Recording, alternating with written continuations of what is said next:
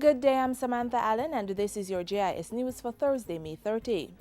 The Ministry of Science, Technology, Energy and Mining is moving forward with plans for the development, design and launch of an interactive broadband map. The project should be completed by September of next year. Making his contribution to the sectoral debate on Tuesday, State Minister Julian Robinson said the map would aid in assessing the country's broadband coverage. So you will know which parts of the country have broadband, which parts don't. Right? And it will be able to guide development and planning and strategy in relation to broadband. Funding has been secured from the Inter-American Development Bank and a final report on the overall strategy and plan is to be submitted in January 2014. The project forms part of the Vision 2030 National Development Plan to expand broadband network island-wide.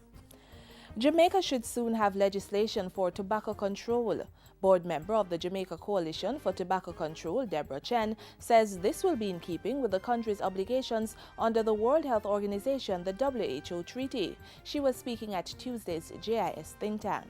The legislation addresses certain things, such as no smoking in public places, which will be defined by the legislation. It also speaks to banning direct forms of advertising and promoting tobacco and sponsorship. Chairman of the coalition, Dr. Knox Hagley, says the ban will reduce the impact of cardiovascular diseases in smokers and persons exposed to secondhand smoking. He says the number is rising in the developing world. Tobacco use is a leading cause of preventable deaths worldwide, second only to hypertension. This year's World No Tobacco Day will be observed Friday under the theme Ban Tobacco Advertising, Promotion and Sponsorship, Save Our Youth. In other health news, government has signaled to its international partners that it still requires assistance to maintain the fight to cut HIV infection rates.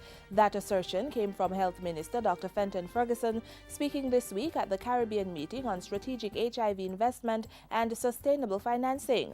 The meeting is to chart a course for the Caribbean region as preparations are made for global partners to reduce or withdraw funding support from the HIV/AIDS response in some Caribbean countries.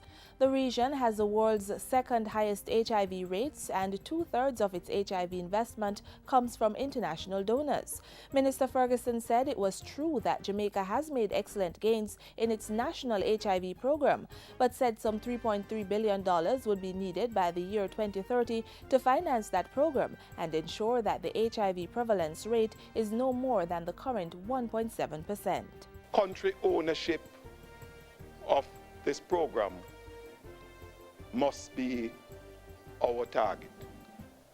But we recognize that in taking country ownership, there has to be a reasonable transitional period. Government's Eat What We Grow, Grow What We Eat campaign has received a boost with the publication of a new book celebrating the culinary wonders of cassava. The book, which was launched at a ceremony on Wednesday, was written by 2 lecturers at the University of Technology and aims to promote local and regional consumption of cassava and its products.